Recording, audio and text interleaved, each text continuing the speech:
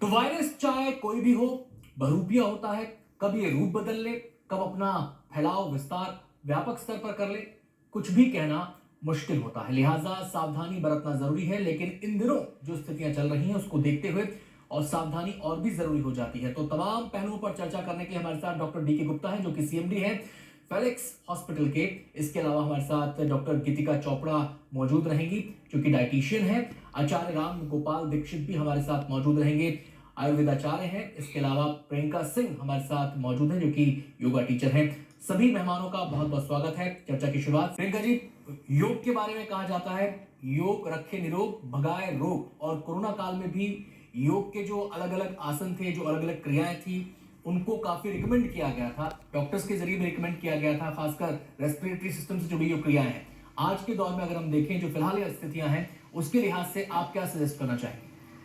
देखिए, जैसे कोविड है और इन्फ्लुएंज़ा, तो ये सारे जो है वो रेस्पिरेटरी वायरसेस हैं।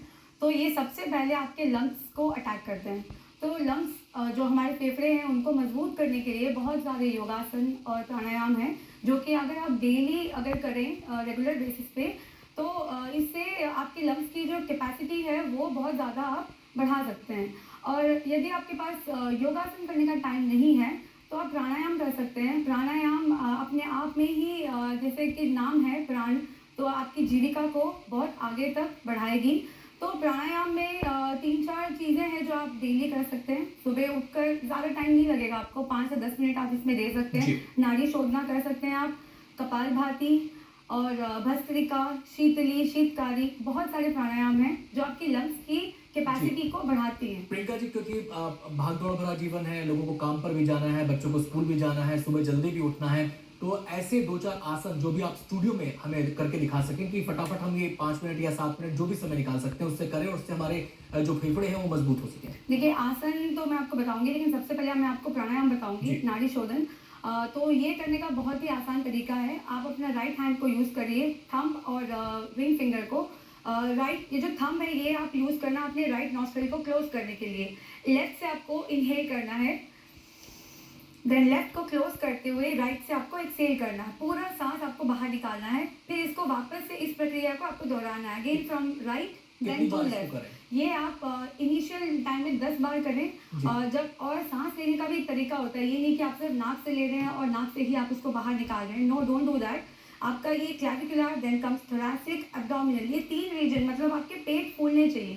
जब आप सांस अंदर ले रहे हैं तो जितना भी आप सांस अंदर ले जा रहे हैं तो आपका पेट फूलना, और उसके बाद पेट को पूरा एम्प्टी करना है ताकि आप सेकेंड राउंड शुरू करें। इस तरीके से आप 10 राउंड भी अगर करें, बच्चे स्कूल जाते हैं, सुबह जल्दी निकलना होता है। अब ये जितने भी मदर्स हैं उनके लिए कह रही हूँ, सुबह उठा के उनको 10 राउंड बस आप ये नाड़ी शोधना और कपालभाति अगर टाइम मिले तो करा दीजिए ये। और स्कूल्स के लिए भी मैं ये चीज़ बोलूँगी कि हफ्ते में 1 दिन क्लासेस लेते हैं आप योगा का।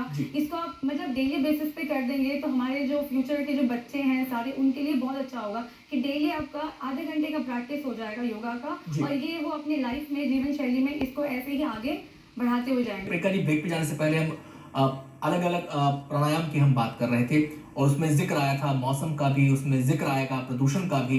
तो अगर मौसम और प्रदूषण को देखें तो जब हम प्राणायाम की बात करते हैं तो आप क्या सजेस्ट करना चाहेंगी?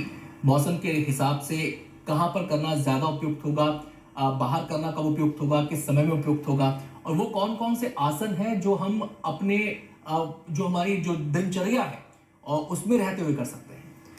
देखिए, जिस तरह का मौसम अभी चल रहा है, तो मौसम ना ज़्यादा ठंडा है ना गर्म, मतलब गर्मी बीच का मॉडरेट चल रहा है। तो ऐसे मौसम में कभी भी खुले में आप योग ना करें। ये कोशिश करें कि जहाँ पे भी आप योगा कर रहे हैं वहाँ पे ज़्यादा तेज़ हवा ना चल रही हो। तो आप एक प्रॉपर ड्राइंग रूम या रूम ये भी नहीं होना चाहिए कि बिल्कुल क्लोज जगह पे कर रहे हैं जहाँ पे क्रॉस वेंटिलेशन नहीं हो रहा है।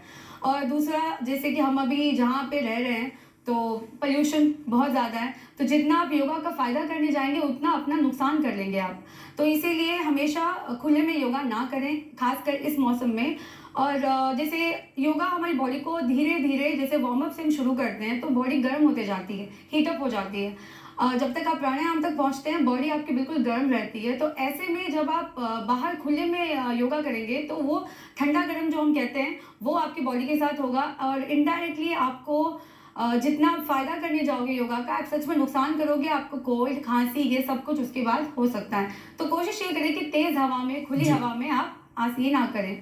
और डे टू डे लाइफ में जैसे सब वर्किंग है, काफ़ी बच्चे स्टूडेंट्स हैं, कुछ हाउसवाइफ्स हैं, अगर आप डेली योगा नहीं कर पा रहे, आपसे पॉसिबल नहीं हो रहा है, तो आप कुछ आसन को पिक करें जो आप 15 से 20 मिनट में आप एक कर लें। और आप बच्चों को स्कूल भी भेज रहे हैं और आप जी। भी, तो उनमें से वार्म अप है, जो हमें कुछ भी आसन शुरू करने से पहले आपको वार्म अप करना ज़रूरी है। तो क्विक वार्म अप, सारे रोटेशंस, एंकल रोटेशन, कमर का घुमाना, हाथ का मूवमेंट, ये सब करने के बाद, वार्म अप के बाद आप सूर्य नमस्कार करें। तो इनिशियली प्रैक्टिस में आप 1 से 2 राउंड, फिर धीरे-धीरे इस राउंड को आप 5 राउंड तक ले जाएँ। जी। इसके बाद 3-4 आसन आप चुनें, जो स्टैंडिंग, देन लेटने वाले में सुपाइन, प्रोन।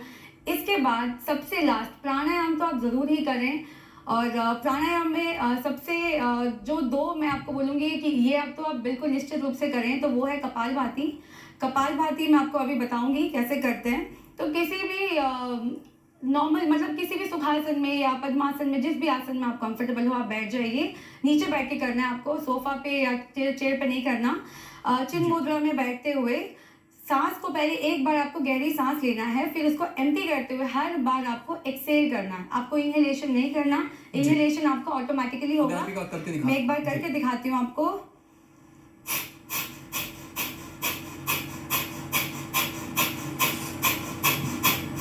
जी। तो इस तरीके से आप अपना जो टाइम पीरियड आपको उसको स्टार्ट करना हो तो जी। 20 काउंट से स्टार्ट पिंगल, करना। आप बहुत संक्षेप में ये भी समझा दीजिए, क्योंकि ये भी कहा जाता है कि कुछ प्राणायाम के बारे में कि अगर किसी को बीपी है यस तो उनको उतनी उसका हार्ट प्रैक्टिस उसकी नहीं यस करनी यस चाहिए। यस। तो कोई भी चीज़ जब हम शुरू करते हैं तो एक साथ बहुत ज़्यादा ना करें, तो धीरे धीरे धीरे वहाँ से शुरू करेंगे। जी। जिनको हाई बीपी है तो वो तो जो आपका ये short Karma practice, that is kapalbhati, ये ज़्यादा आप नहीं करेंगे। तो प्रैक्टिस आप शुरू करेंगे 5 काउंट, 10 काउंट, जैसे मैंने जी। तेज़ किया, आप धीरे धीरे करेंगे। मैं